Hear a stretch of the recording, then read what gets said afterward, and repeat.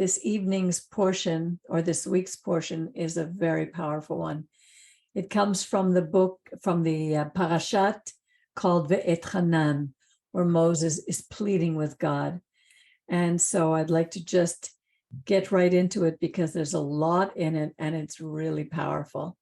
So let me share the screen. And it begins in Deuteronomy chapter 3, beginning with verse 23. And Moses was saying, Vaetchanan means I pleaded. I pleaded with Yud He Vav He. What I could do is I could say Yud He Vav He, or I could just say the Lord at that time. But we'll know that that's the Creator's name, saying, and this is Moses speaking, O Lord, Yud He Vav He, O Lord our God, you who let your servants see the first works of your greatness and your mighty hand, you whose powerful deeds no God in heaven or on earth can equal. So we see that he's introducing who our God is. The first works of this great and mighty hand was when he brought us out of Egypt. The powerful deeds, there was no God on earth that can do what he did by bringing all his people out from Egypt with the plagues and the miracles that we saw. And then Moses is saying, let me, I pray, cross over and see the good land on the other side of the Jordan, that good hill country and the Lebanon. So he's been with our people for 40 years. And now just at the end, he isn't allowed to go to the other side. And there are many reasons that he wasn't going to be allowed to go. That's a whole discussion in itself. But God has wisdom that none of us can understand. And sometimes we don't see the works, the results of the works that we do while we're still alive. But the next generation will see it. And maybe they would have tended to make Moses into an idol, an icon, a god. Here it says, but Yud He Vav He, the Lord was angry with me on your account and would not listen to me. Again, this shows how human Moses is. He's blaming the people. He's going to be telling Israel, the children, this next generation, not to blame anybody else, to always take responsibility for what they do. And here he's doing exactly the same thing. There is no book, no other religious book as honest as our Torah is, admitting how human we are and how each and every one of us fail every single day. And we constantly have to go to him. But here, what does God say to him? Enough. Don't speak to me of this matter again. And he tells him, go up to the summit of Pisgah, gaze about to the west, to the north, to the south, and the east. Look at it well, for you shall not go across the Jordan. But at least he gets to see it. And now he's being told, give Joshua his instructions, because Joshua is going to be the one who will replace Moses. Imbue him with strength and courage. In other words, build him up. Tell him to have courage. Give him, share with him all the things that remind him, the things that he did while he was with you, so that he has courage, because nobody can imbue anybody else with strength and courage. It has more to do with how you build them up, with words, with remembrances of who he is and what he's seen. For he shall go across at the head of this people, and he shall allot to them the land that only you may see. So Joshua was young. He was a soldier. He was going to be able to take the children of Israel to the next stage. Moses was already old. He was tired already. And the battles that lay ahead of him were going to be way too much for him. But here, this young man, Joshua, is going to go ahead of him. Meanwhile, we stayed in the valley near Bet Peor. I don't know if you remember, Bet Peor was where they worshipped the false gods. And they're going to be reminded of that. And now, Israel, give heed to the laws. Here it says, chukim. Remember, the chukim are the ordinances that we don't really understand why, but it's God says, because I say so, that's why you need to do it. And the laws, the rules, the mishpatim, the judgments, which were the last of the 5 commandments, that I'm going to instruct you to observe, so that you may live, to enter and occupy the land the Lord, the God of your fathers, is giving you. Look how important it's going to be. Those are the first things that Israel needs to learn. No matter what happens, they're going to live, they're going to occupy the land, but the first thing they need to do is to remember, to heed, Shema. The word is Ve'ata Israel Shema. Listen, hear, obey. And then when we do, God steps in and he takes us to places where we never thought we could go. And this is so important. You shall not add anything to what I command you, nor take anything away from it, but keep the commandments of your God that I enjoin upon you. So what are the commandments that we have so far? Remember, he hasn't written the Torah yet. We have no other books, no other scrolls. The only commandments are the ones that Moses came down Mount Sinai with, the 10 commandments. And God is saying, don't add to them and don't take away from them. And what does every other religion do? The first one has been changed. The first one, instead of, I am the Lord your God who brought you out of the land of Egypt, out of bondage, you are to have no other gods. They cut up the first part and they leave only you are to have no other gods. The other one that they changed is the 4th commandment, keep the Shabbat. The Shabbat is more than just a day of rest. It's a day that God says, this is a sign.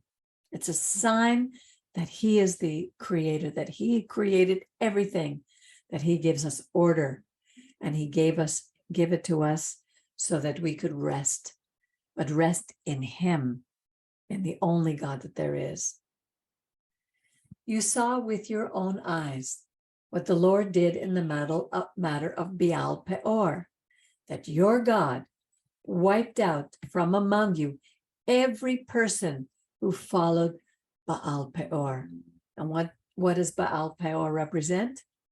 All the gods that we left Egypt, the gods in every nation, every tribe had its own gods. And we still see these things today. And God said, he wiped out from among you every person who followed false gods, while you who held fast to your God are all alive today. Look how he protected them. He allowed them to live. And that's so important for us to remember right to today, for us to hold fast to our God so that we could be alive today. See, I have imparted to you, again, chukim v'mishpatim, laws and rules, but more the ordinances and the judgments, as my God has commanded me. Now, these rules and judgments entail from the commandment number 4, Shabbat, number 5, honor parents, and the last 5 of the commandments are the mishpatim. Those are the ones that have to do with loving our neighbor as ourselves. The first 3 have to do with our relationship with God. But here he's telling us he wants us to love our neighbor as ourselves. And these ordinances, these regulations are going to teach us how. Our God has commanded me for you to abide by in the land that you are about to enter and occupy. In order us to live in peace in the land, we would have to live by these rules. none other, just those. Observe them faithfully, for that will be proof of your wisdom, your chokhmah. Because when we obey, God gives us a sense of wisdom. It's not enough to just know things. There are people who are so well educated, they can memorize, they can remember all kinds of facts, but they don't know how to apply them. They have not learned anything from them. They repeat them by rote. But this, when we observe them, which means we do them, they will give us wisdom and discernment to others who, upon hearing all of these chukim and mishpatim, they will say, surely that great nation is a wise and discerning people. Isn't that wonderful? To look at what our people would be called, how others would see us, because we would be the example for them to follow. And he's speaking to the other nations, the people of the world. This one nation would be a witness, a living example, the prototype for all the behavior of all other people. And he says, for what great nation is there that has a God so close at hand as is our God whenever we call? Imagine, we could think of him and he's there. He's right with us every step of the way throughout our lives. It's awesome. What an awesome thing to know. Or what great nation has, again, chukim and mishpatim, as perfect, as righteous, the word is tzedakkim, as righteous as all this, the word said here's Torah, teaching, but here it's the Torah, as all this Torah that I set before you today. This book was being set before us today to bring to everyone. There's no other book. God, but that's amazing, all the things we do and try and perfect in the world in terms of moral teachings. This is so simple. It's just, what else is there? It just, you see, it's even stated so perfectly, so gently almost. What other nation has as its rules as perfect as all of this? Exactly. But take utmost care and watch yourselves scrupulously so that you do not forget the things that you saw with your own eyes. And what did they see? The miracles that coming out of Egypt. Exactly. They saw the plagues. They saw the 40 years. And remember, it's talking to the next generation. So they've been in the desert. They're now at the edge. Moses can't come across, but they're ready to go in. They saw throughout the 40 years. They grew up with this. They grew up watching all the miracles that God had supplied for them in the desert, so that they do not fade for your mind as long as you live, and make them known to your children and to your children's children. The day you stood before your God at Horeb. Now here, I don't know why he's saying you stood, because he's talking to the next generation, and they hadn't stood before the Lord your God, but their parents certainly would have told them about how they stood before God at Mount Sinai, when the Lord said to me, gather the people to me, that I may let them hear my words, in order that they may learn to honor me, to revere me, to know that there's no other God than me, as long as they live on earth, and may so teach their children. This is where we fail as parents. We fail to teach this to our children. I didn't learn it until my 40s. Some of my children now, one is not interested, another one has gone in another direction, but we have to continue teaching them by example. But the people at Mount Sinai, you came forward and stood at the foot of the mountain. The mountain was ablaze with flames to the very sky, darkest with densest clouds. Now, this week, Miriam, you and I, we went to Plattsburgh. And as we were sitting there on the beach, we were watching these black clouds slowly come toward us. And we heard the thunder and we saw flashes of lightning. And it's almost like we were standing at the base of the mountain. Right. But here, Yud He Vav He spoke to you out of the fire. You heard the sound of words, Kol Devarim, the voice of, and there were words, but you perceived no shape, nothing but a voice. God declared to you the covenant that you were commanded to observe, the 10 Commandments. He inscribed them on 2 tablets of stone. It wasn't Moses, it was God who did it. In case there's ever any doubt, it's right here. And that's our constitution, our Brit, the covenant that we were commanded to observe. The 10 Commandments, that's it. At the same time, Yud He Vav He commanded me to impart to you, again, Chukim and Mishpatim, for you to do them, la'asitechem, to do them in the land that you are about to cross into and occupy. For your own sake, therefore, be most careful. Now, this is so important. Listen to this. Since you saw no shape, when Yud He Vav He spoke to you at Mount Sinai, at Horeb, out of the fire, not to act wickedly and make for yourself a sculptured image in any likeness whatsoever, the form of a man or a woman, the form of any beast on earth, the form of any winged bird that flies in the sky, the form of anything that creeps on the ground, the form of any fish that's in the water below the earth. How many religions have the form of one of these things? I hate to say it. I know that I've read this a million times, and I know about the 10 Commandments, but I don't remember reading it set out so clearly like this before. Exactly. It's how much clearer can it be?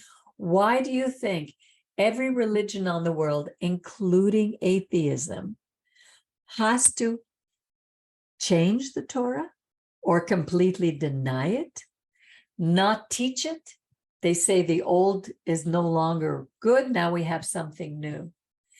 Because I mean, it's obvious that every single one of them, without naming them, I don't have to name them. You know who they are.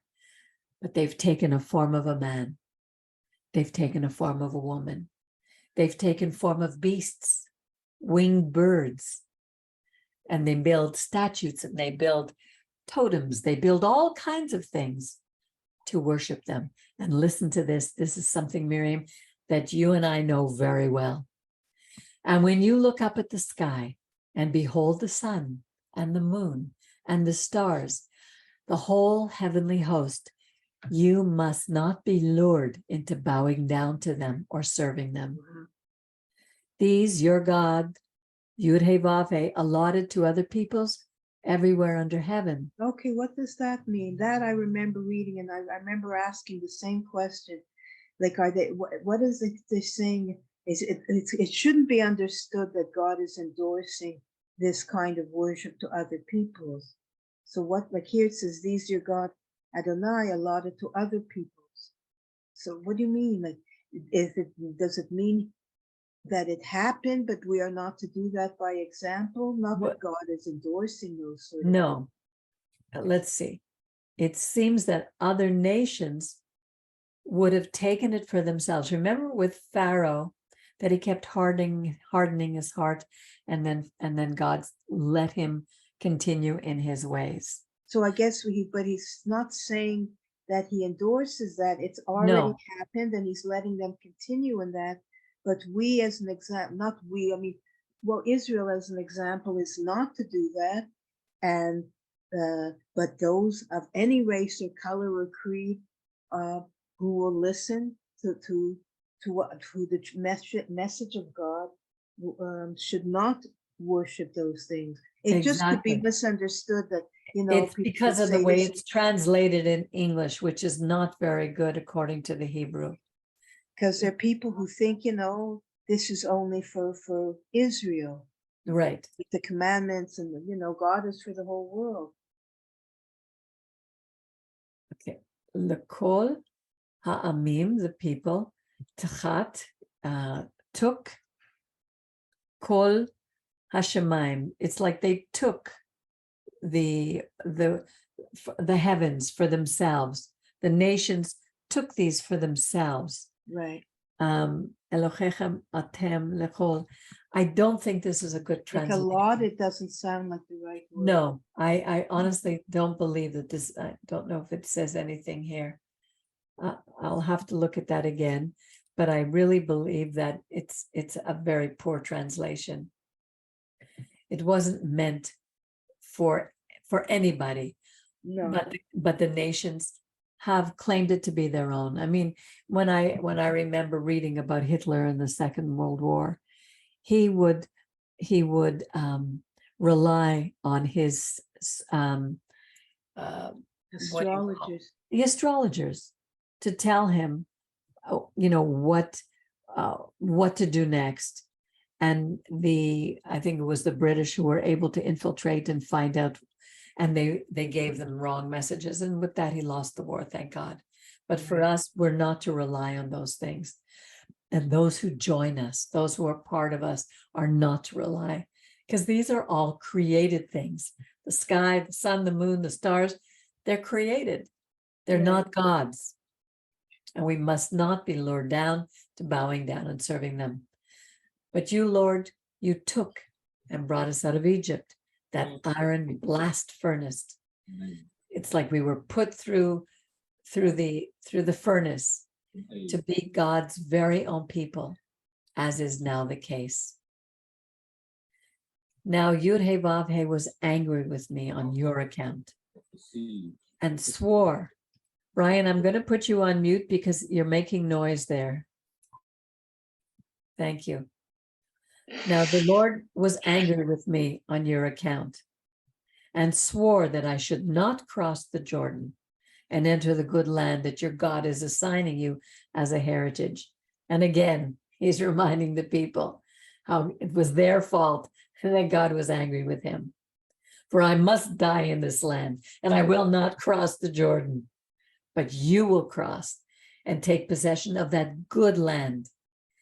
Take care then, not to forget the covenant, the brit that God had given us, which was the 10 Commandments, that your God, Yud-Heh-Vav-Heh, made with you. Not to make for yourself, excuse me, again, a sculptured image in any likeness, which the Lord has not asked you to do. For your God is a consuming fire, an impassioned God. When you have given birth to children and grandchildren and are long established in the land, should you act wickedly and make for yourselves any image in any likeness, causing your God displeasure and vexation, I call upon heaven and earth this day to witness against you that you shall soon perish from the land that you are crossing the Jordan to possess. You shall not long endure in it, but shall be utterly wiped out. I mean, how much clearer can it be?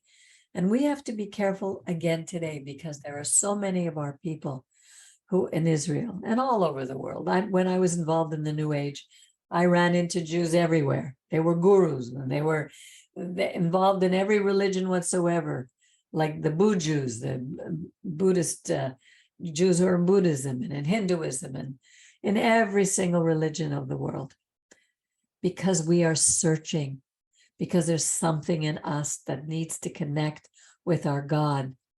But religion has made it so difficult for us that we run away from our own religion. the Orthodox, I hate to say it, but they've made, it's like Yeshua said, you go miles to make one proselyte, and then you put on him greater burdens than you're even willing to take yourself. You're willing to do. Look What's what kind of what's also happened with certain religions, including the Orthodox, is they've taken the idea of don't take any animals or people, or don't do anything, don't make any images. They've extended that to include even art pieces.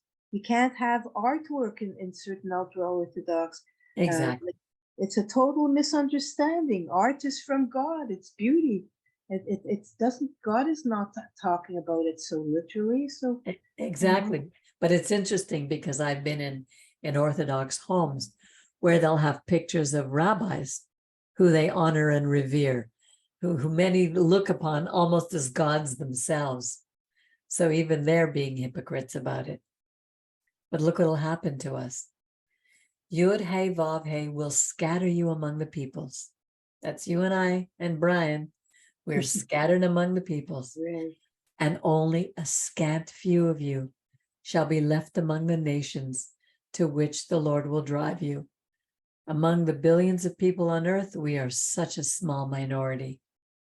And there, you will serve gods of wood and stone, made by human hands, that cannot see or hear or eat or smell. And this part I love, because all my life I was searching for something and I didn't know what it was. And then finally God grabbed hold of me when he said, you had enough. But if you search there, you will find your God. Yud He Vav He. If only you seek with all your heart and soul.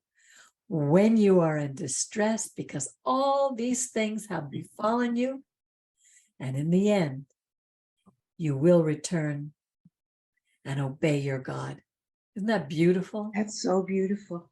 And we don't have to, meditate until we're blue and there are people. Listen, I don't want to put down other religions blindly. What I'm saying is when people don't see that things are simple, and if you just return to God, you don't have to perform all sorts of rituals or meditate until you're, practically can't move. Your legs are so sore. I mean, the people who go to retreats where they meditate practically all day, and then you're asked, have you made, what's the thing, have you reached, there's certain goals that have certain names for them, almost like nirvana. Well, it's just that God doesn't ask that of us, and no, it doesn't come from that. It's not it doesn't mean it's if you not meditate, asceticism. It's not, and not even, it's not asceticism. It's not anything like that. It's not destroying the ego. It's not destroying the body to live in full spirit. It's not meant. This is a very practical, down to earth faith. God wants us to live a life of order, a life of, he doesn't like chaos, and he wants us to live in balance. And he gives us everything that we need to do that. And look what it says here. Your God is a compassionate God who will not fail you, nor let you perish. God will not forget the covenant made on oath with your fathers. Remember, he made a covenant. He made a promise to Abraham, Isaac, and Jacob. I will bless those who bless you. I will curse those who curse you. And he will bring us into the land. He will bless us. All you have to do, you have but to inquire about bygone ages, about the old days that was before you, ever since God created human beings on earth, from Adam down, from one end of heaven to the other. Has anything as grand as this ever happened? Has its like ever been known? There's no other religion that can say that. Gee, I think Deuteronomy is the most exquisite. I mean, I don't know. to see it, like now it's like a novel's been written about the beauty of the other, of the, you know what I mean? It's so, I know, I was jumping up and down when I was reading it, and I have to do the it's such message this Saturday. And it's I'm like a saying, grand, I know grand, it's almost like a theatrical presentation. it's So amazing. I know. Has any other people heard the voice of a God speaking out of a fire as you have and survived? Has any deity ventured to go and take one nation from the midst of another by prodigious acts, by signs, by wonders, by war, by mighty hand and outstretched arm and awesome power, as your God did for you in Egypt before your very eyes? I mean, every year we sit in Pesach, and so many of us, we're sitting at the table, we're worrying about the matzah balls. We forget that's about the this. sort of, I know, it's crazy. That's about the kind of the way we are as humans. I mean, you could worry about the matzo balls and be and walk with God. Exactly, and teach our children. When I was growing up, we went to my relatives for Pesach, and all I remember was them rushing through to watch the hockey game. I don't remember it making me feel like this. No. It's been clearly demonstrated to you that God, Yud He Vav He alone, is God. There is no one else. For the heavens, Hashemayim, which is another word for God, let you hear his voice to discipline you, to test you, to try you on earth, and let you see the great divine fire. From amidst the fire, you heard God's words. To tell you the truth, Miriam, I honestly believe that this is how the world is going to come to know. You and I can't even make a dent in what's going on in the world. No. All we can do is live according to God, but we have to leave it up to him. But one day, the way all our people, because again, Israel is a prototype, Israel is a microcosm, and the way they stood at Mount Sinai and heard his words from this divine fire, the whole world one day will experience the same thing. And having loved your ancestors, Abraham, Isaac, and Jacob, God chose their heirs after them. Personally, that's you and I. In great divine might, led you out of Egypt. Our ancestors were led out of Egypt to drive from your path nations greater and more populous than you, to take you into their land and assign it to you as a heritage, as is still the case. Our people are being brought back to the land because it's our heritage. And they are taking the land from nations who are greater and more populous. Look at the nations that surround Israel today. How is it possible that we won a 6-day war or the Yom Kippur War or any other war, not through our power and our might, but only through the might of God? We don't have an army that's bigger than, stronger than all these others. They're not cowards. They'll blow themselves up just to try to get rid of us. So know, the word is yadat, know intimately this day, hayom, and keep in mind, remember, guard it with your brain, that God alone, Yud He Vav He, is God. In heaven above, on earth below, there's no other. He's reminding us over and over. The message is the same. Observe his Torah. Keep his chukim. Keep his mitzvot.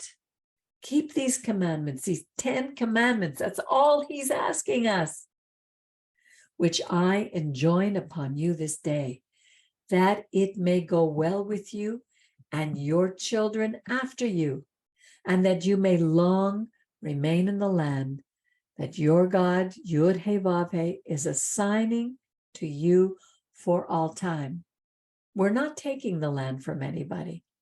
God is assigning it to us forever. It says it right here. Then Moses set aside 3 cities on the east of the Jordan, to which a man who has killed someone, but this someone who was killed, it was not intentional. This is for unintentional sin. Those people could escape. The others, anybody murdering someone intentionally, was put to death. There were no jails. These were refuge cities where they could escape. One who unwittingly killed another without having been an enemy in the past, so it's not premeditated. He could flee to one of these cities and live because the relatives might come after them.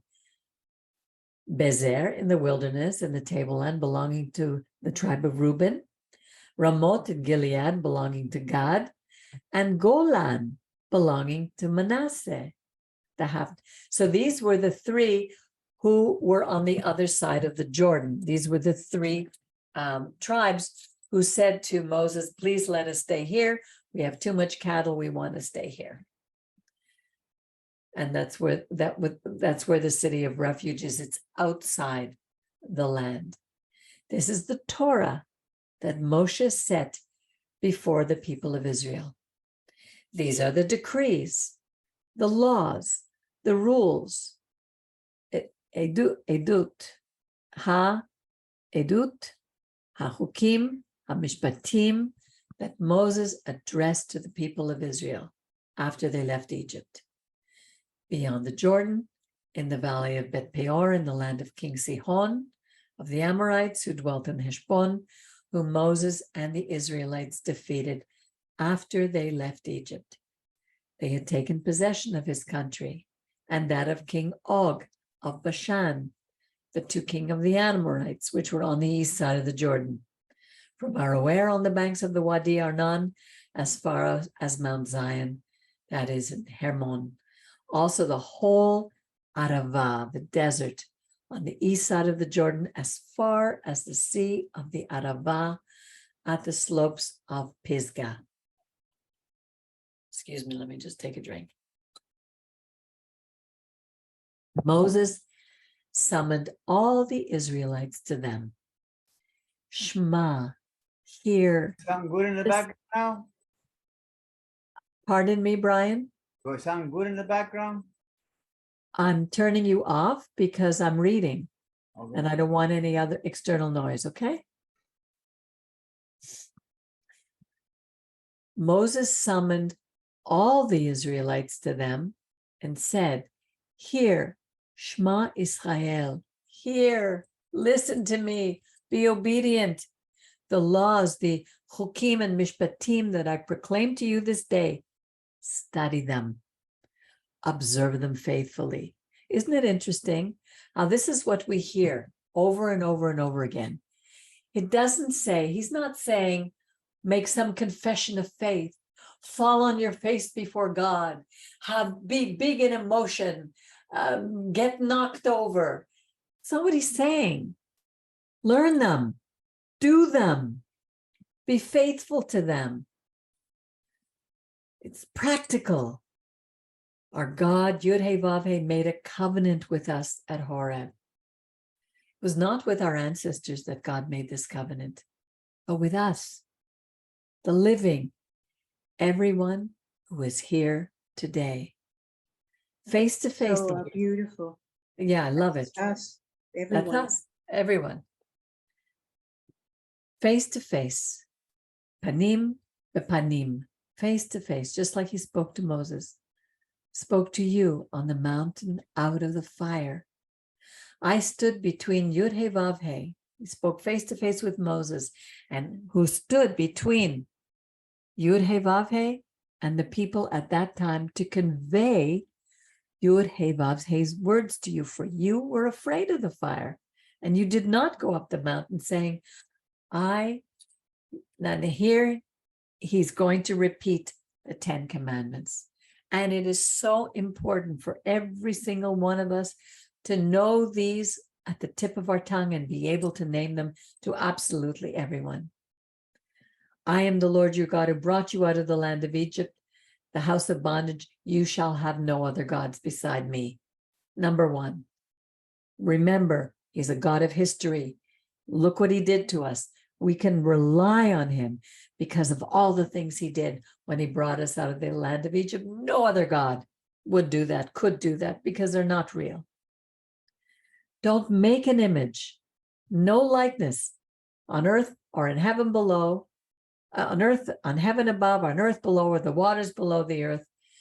Do not bow down to them or serve them, for I, the Lord your God, am a jealous God, a zealous God, an impassioned God, visiting the guilt of the parents upon the children, to the third and fourth generation of those who reject me, of those who hate me. And we see that. We see, Miriam, you and I talk about this often, how we'll see things that our grandparents and our parents did, and we end up doing. They're almost like generational curses. Yeah. But the beauty of it, it says here, only unto the third and fourth generation, which has to do with time. It's a limited period of time. You know, my great-grandparents, I'm in the third generation from them. They were the first. My grandparents were the second. My parents were the third. I'm the fourth generation. And now I'm returning. And it says, for those of us return to him, showing kindness to the thousandth, which has to do with, in Gematria, 1,000 means eternity, forever. The curses are broken with us. Showing kindness to the 1,000th generation of those who love me and keep my commandments. And what is love? It's not an ushy-gushy feeling like our Rabbi used to say. Love has to do with loyalty, obedience, and who keep his commandments. If we love him, we will be faithful to him. Number 3, do not swear falsely by the name of your God. Don't take his name in vain. Don't swear by his name. Don't make oaths by his name. Don't say God told me to do this or God told me to do that. Don't put words in his mouth. For the Lord will not clear one. He will not find you guiltless who swears falsely by God's name. And how many people are doing that today? How many people in religion say, God told me this? That they have to be so careful. And here's number 4. This is one of the hukim. The first 3 were the mitzvot, our relationship with the Lord our God. The second 2, these middle 2, our rabbi used to call them the hinge. This is observe the Sabbath day, keep it holy, as your God has commanded. And what does holy mean? Separate it from the rest of the week. Don't do on it what you would do the rest of the week, because you have 6 days to do all your work. That's when you labor. But the 7th is the Sabbath of the Lord your God. In it you shall not do any work. And the word for work has to do with, where is it? Malach, here, malacha.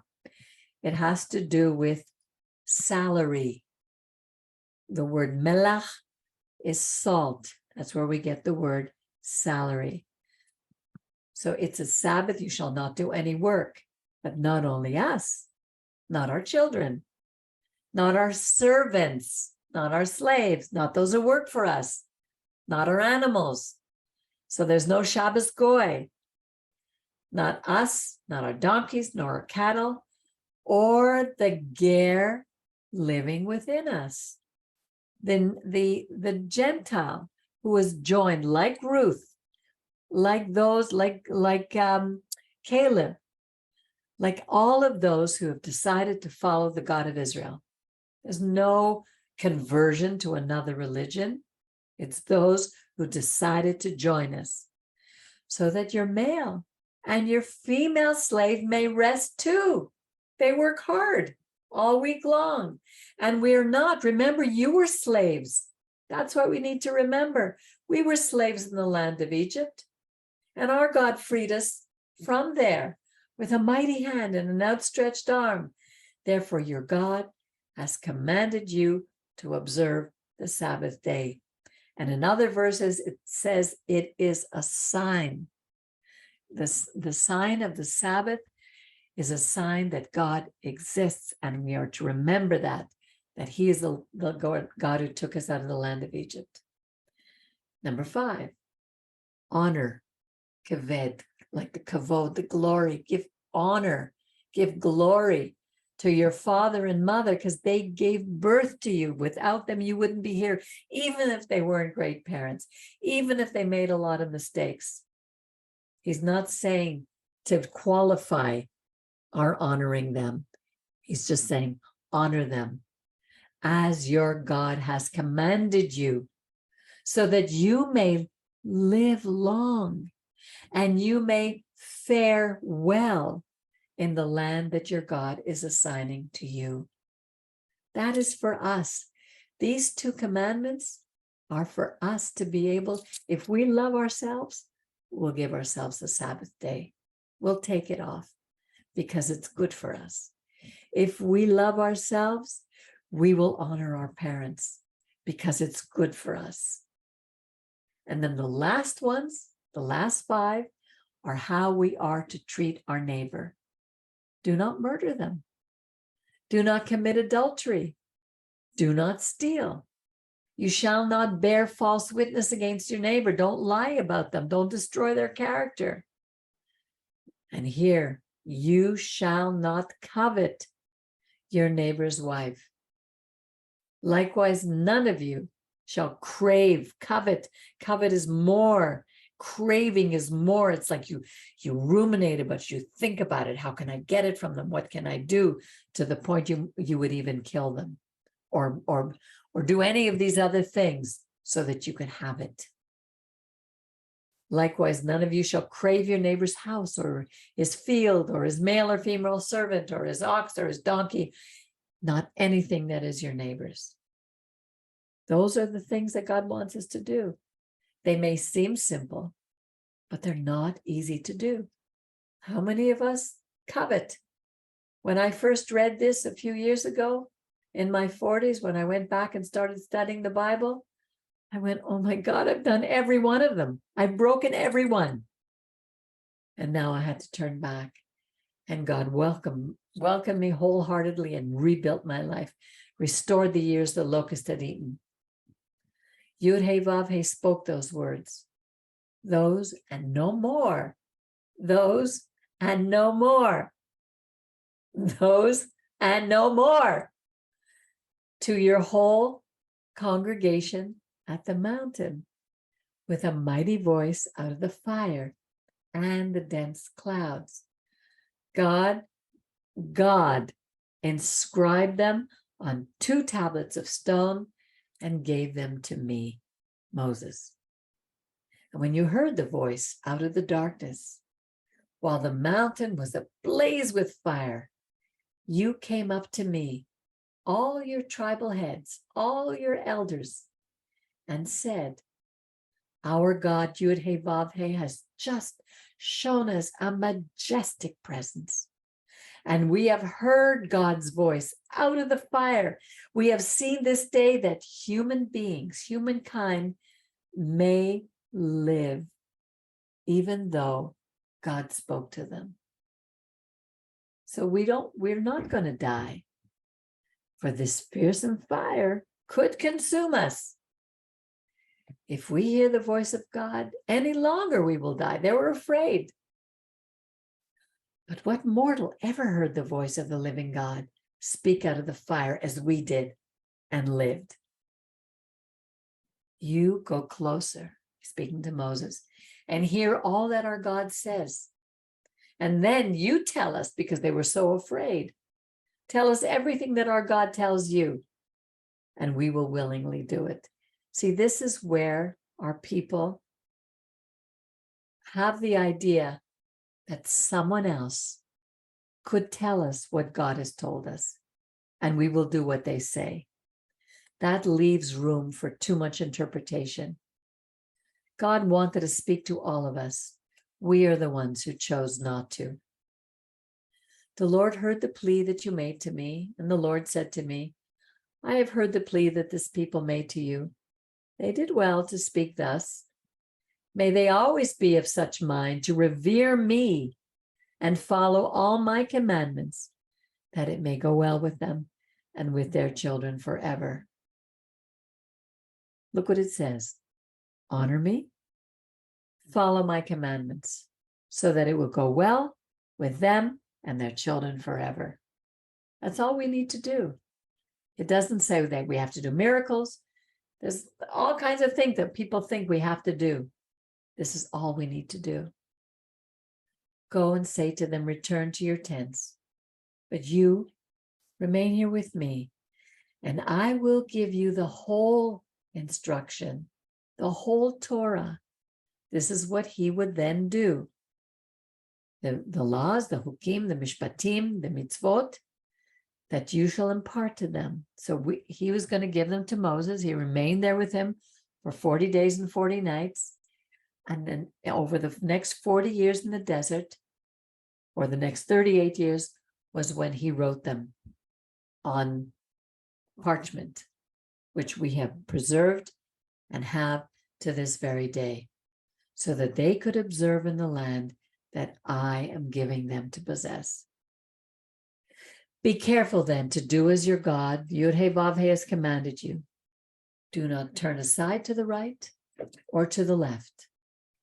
Follow only the path that the Lord your God has enjoined upon you. And let me tell you, as Yeshua said, the path is a narrow one, so that you may thrive and that it may go well with you, and that you may long endure in the land you are to possess. Vezot mitzvot, hachukim, umishpatim. And this is the whole Torah. The mitzvot, the chukim, and the mishpatim that your God has commanded me to impart to you, to be observed in the land that you're about to cross into and occupy. Look how often he repeats it over and over and over, the same words. Why? Because we have, what does he call us? Keshech orech. We are stiff-necked people, stubborn people, so that you, your children, and your children's children may revere your God, honor your God, and follow as long as you live all the divine mitzvot, the commandments, the hukim, the mishpatim that I've given you, so that you may live long. Look at this say, Ve shamat, obey, O Israel, shema, O Israel, willingly, faithfully, that it may go well with you. Again, over and over, he's saying, if we obey, it will go well. If you don't obey, it won't go well. That you may increase greatly in a land flowing with chalav, v'devash, milk and honey, as the Lord your God, the God of your ancestors, spoke to you. Now this we sing every Shabbat. Shema Yisrael, Adonai Eloheinu, Adonai Echad. And this one we do this. Adonai Elohecha. You shall love the Lord your God with all your heart, with all your soul. And this word with all meodecha, meod means more, meaning everything else that you have, your resources. Your heart means your heart has to do with your thoughts, your soul, your emotions, and everything else, all your resources. Take to heart, memorize these instructions with which I charge you this day. Impress them upon your children. Teach them. Recite them when you stay at home, when you walk, when you're outside, when you lie down, when you get up. Now this one, they say, bind them as a sign on the hand and let them serve as a symbol on your forehead. This is where we get the tefillin, where they have the box and we wrap it around. But that's only a reminder for them. But it's not, God was not being literal here. When you have something as a sign on your hand, in other words, whatever you do with your hands, whatever you think of, whatever you see, whatever you're is involved in your head, hold tight to them. Inscribe them on the doorpost of your house. That's the mezuzah. We put it on. And inside is the Shema, just what we just read here. So that when we enter our house, we know that God is with us. When we go out of the house, we know God is with us. Everywhere we go, God is with us. When your God brings you into the land that was sworn to your fathers, Abraham, Isaac, and Jacob, to be assigned to you, great and flourishing cities that you did not build, houses full of all good things that you did not fill. You made cisterns, wells that you did not dig, vineyards and olive groves that you did not plant, and you eat your fill. Take heed. Again, guard, listen. Do not forget the Lord who freed you from the land of Egypt, from the house of bondage. You know how many of us say, because they're suffering or something's gone wrong with them, I don't believe in God. He doesn't exist. But he's telling us, revere only your God and worship him alone, and swear only by God's name, which means he doesn't mean make an oath, but it's if you say something, it's like we say Bizrat Hashem, if God is willing. If we're going to do something, if God's willing. Do not follow other gods. Don't follow any of the gods of the peoples around you. For your God in your midst is a jealous God, or the anger of your God will blaze forth against you, wiping you off the face of the earth. You know, with this, I think of the rise of anti-Semitism again. How many times in the history of our people have nations risen up to try to wipe us off the face of the earth, the very last one being the Holocaust. And why is that? Did we follow other gods? Any of the gods of the people around you? How many of our people were converting to Lutheranism in Germany because they didn't want to know from God anymore? They wanted to be with the other nations. They wanted to have power. They wanted to go to universities. God wasn't enough for us. Don't test him as you did at Massa. I did all those things, so I'm not putting myself above anybody. But be sure to keep the commandments, decrees, and laws that your God has enjoined upon you again and again and again.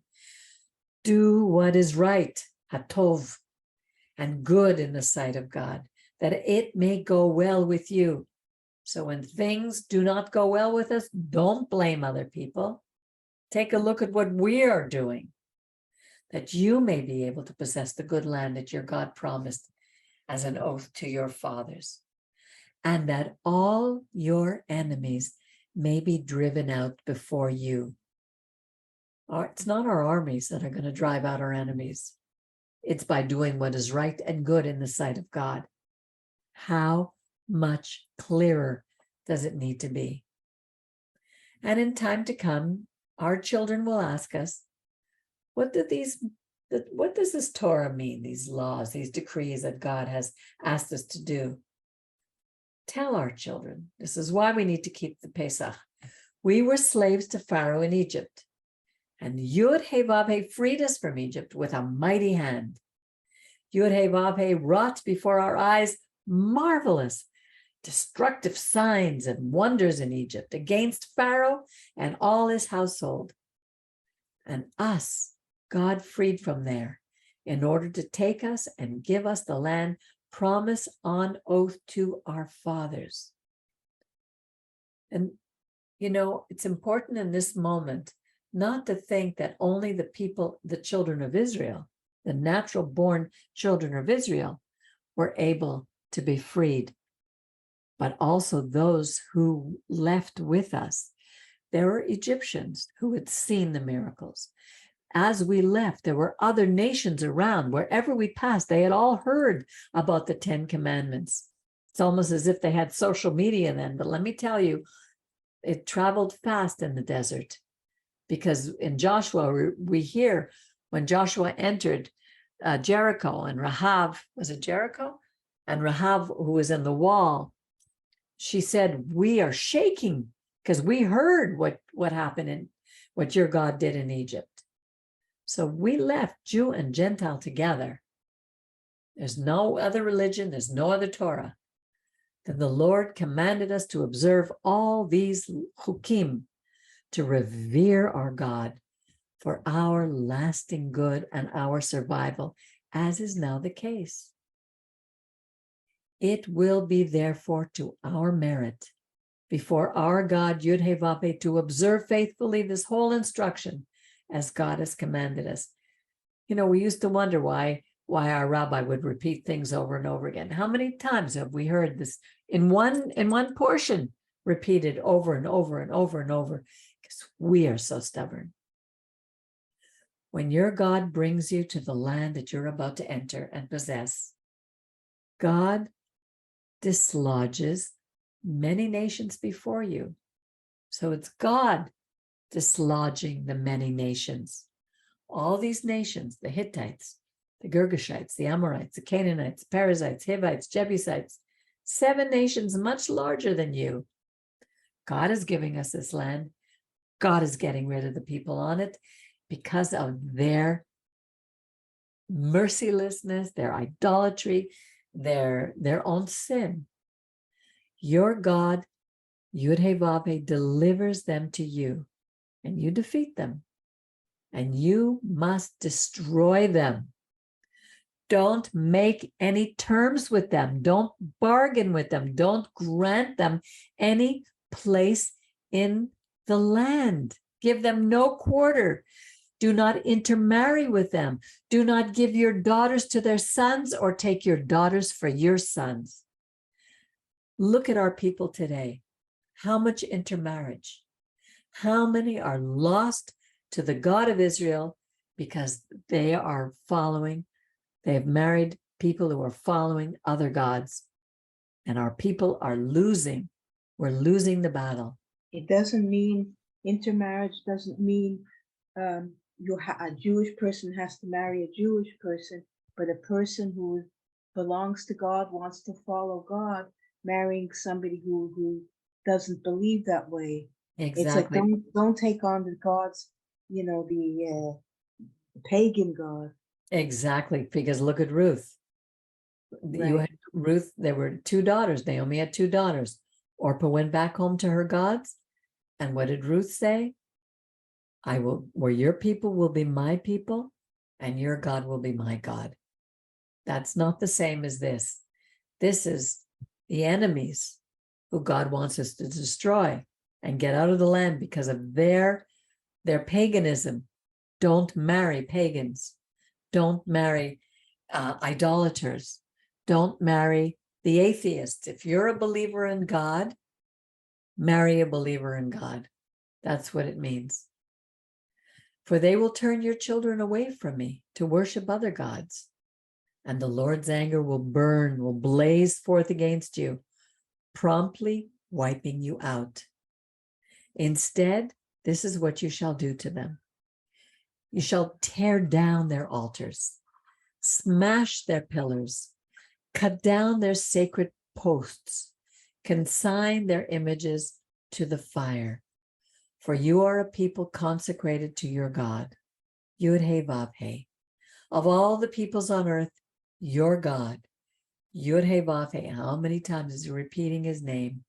Because every time you say this name, it not only, it conjures up his whole identity.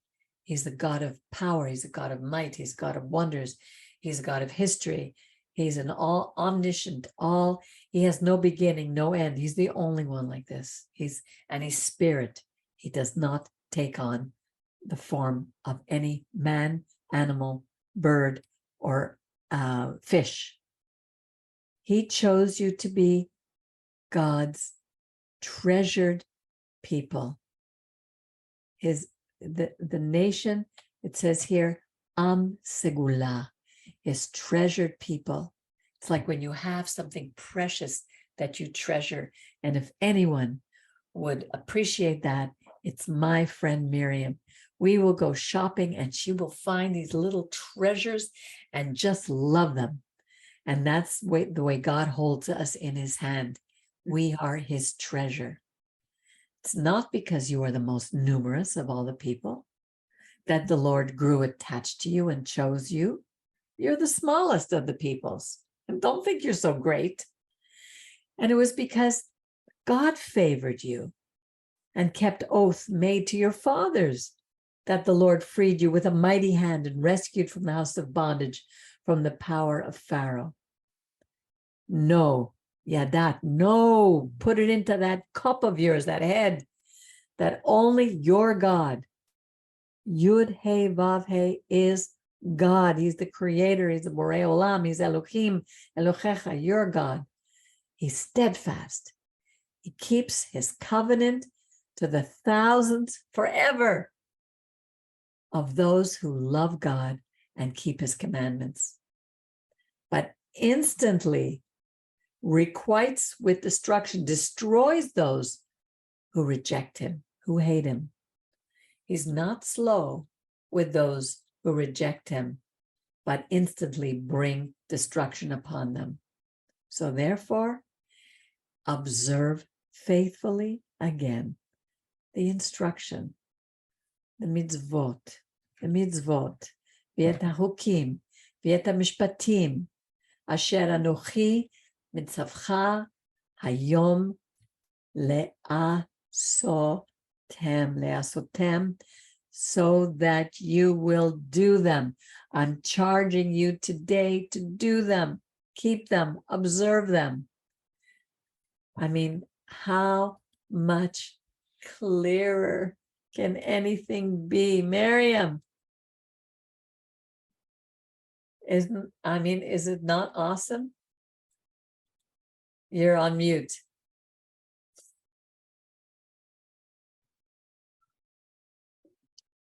It's almost sometimes almost impossible to, that's why God says you don't always, not always going to feel it, but it's such an awesome thing that God's presence is with us. I mean, we can say it and oh yeah, that's true, of course, but like, do you realize that this gives the whole planet meaning? This whole absurd life has a beginning. It has a beginning. It's the idea of consciousness. Again, now there's so many studies in science about consciousness, which is amazing because in some ways it's showing that so-called religion and science are not contrary to each other. They're not mutually exclusive at all. And they're showing this in quantum mechanics and quantum physics, that there, we are basically consciousness. That we're like electric beings. We're not. We are closed in a physical body, but exactly, we're energy. We're spirit. We have spirit. God's ruach, his spirit, breathe within this physical body, and it has to be. We're interconnected. We're holistic. We're not just body, mind. Psychology, medicine. There's many things. Health. They know the body-mind connection. That has become very obvious. But the third aspect is spirit. So there's body, mind, and spirit, the three together, holistic, and they have to be in sync. And there needs to be balance. For us to live a good life, and I'm not talking about wealth, I'm talking about waking up in the morning and having purpose, waking up in the morning and looking forward to the day. There are struggles, of course. We will struggle every single day of our life. We struggle with our past, we struggle with our families, we struggle with each other. God constantly, there's a testing but it's knowing that we have a partner. We have God with us who speaks to us through our conscience, through his spirit, into our conscience. And when we deal with every aspect of our being, physical, emotional, mental, and spiritual, we can live a life of order. Today, there's disorder. We're living in a world of chaos because God has been thrown out. And unfortunately, many people who are fed up with their religions, they throw out the baby with the bathwater. They throw out God, not realizing that the Torah is not a book of religion. It's a manual, an instruction manual of how to live on this planet. I just got a new battery, a backup battery for my computer, and it came with a little instruction manual. Now, I hate instruction manuals. I got to go through it. But if I don't read it and I plug something in the wrong place and something happens to it, whose fault is it? Is it mine? Yes. Is it the manufacturer? No. Is it the machines? No. It's my fault. I didn't read the manual. God gave us a manual. People say, oh, there's no manual for raising children. Yes, there is. Read the book of Proverbs. It's a very clear one. We don't want to see what's right in front of our face for whatever reason. Honestly, I'll never understand. I know that God gave us all what we call the Yetzer Hara and the Yetzer Hatov, the evil inclination and the good inclination to do good. And it's a constant battle in every single decision that we have to make.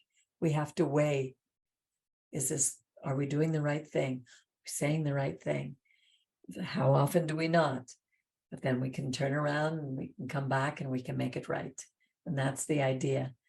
This Torah is such an honest book. It doesn't whitewash our heroes. It doesn't make them perfect. It doesn't require perfection from us. It requires obedience. And the obedience comes out of love for our God, because we see as we're obedient to him, how we're blessed. Oh my goodness, we're so blessed in so many little things. He makes a way for us in the storm. And as we walk through the storm, it's like, that song, when you walk through the storm, hold your head up high and don't be afraid of the dark. Brian, you were going to say something before? Millie called me. Okay. And she wished me a good thing. I sent to her, Yeah, we need to pray for you and we need to pray for Millie. I know you're going in to see the doctor next week, and we're going to pray that God has mercy and will heal you. And what's his name? He's not there today. And I came in late. I know you came in late. And when I last was on, I usually watching the YouTube study. I usually silence the study so that it wouldn't come back on. But now it's like it finished that so-called thing. That's why you don't hear it now. Okay. Okay, good. And what I'd like to do is start on time. So if you can come on a few minutes before 8, it would be great, because this way. Sleep. Next thing I woke up, I look. I see you. Okay, well, it's okay then. If you just, whenever you come on is fine. It just keep yourself on mute, and then I can continue on. Stop I'm looking at our YouTube videos. I need to stop before I leave. Good, and I hope everybody watches our YouTube videos. I'm glad you do, Brian, because it's important. This message is not a popular one. My brother's coming with me tomorrow to the bank. So Okay, we'll talk about that later, Brian. It has nothing to do with the study now. And the people watching in, I don't know if they really care about your brother going with you to the bank. Okay. So let's keep it, for what we're learning here, because there are people on the outside who do watch us. And this message, I would hope that the whole world would listen to, but one day they will, and it'll come from God's mouth to their ears. And the Torah talks about a lot of destruction on this planet throughout the ages, and hopefully I won't live to see that. But one day, God will renew everything, and we will be like in the Garden of Eden, and we won't have to worry about our sin nature anymore, our Yetzer Hara, because everybody will will be spirit. I don't know what it's going to look like. And it's all I have to know is what I have to do tomorrow and what I had to do to take care of for today. We are our brother's keepers, no matter where we go and who we see on the street. If we can help somebody, let's help them. If we can't, then we can't. But all we can do is do our very best. So if there's nothing else, is there anything else you want to say, Miriam? No, it was very beautiful parsha. It's a wonderful parsha. So we'll see you again on Shabbat for our service. If anybody who's watching this would like to join into our service on Shabbat, you're very welcome. Just send me an email, and you can I'll put the email at the end of this message, so you'll be able to write it to me, and I'll send you the Zoom link for our Shabbat service. All are welcome, for our house of prayer is a house of prayer for all nations. There's only one Torah, one people of God. So I wish you all the best. Thank you for joining me, and we'll see you, God willing, very soon. Have a nice night. Sleep well. Thank you. You're welcome. Bye, Brian.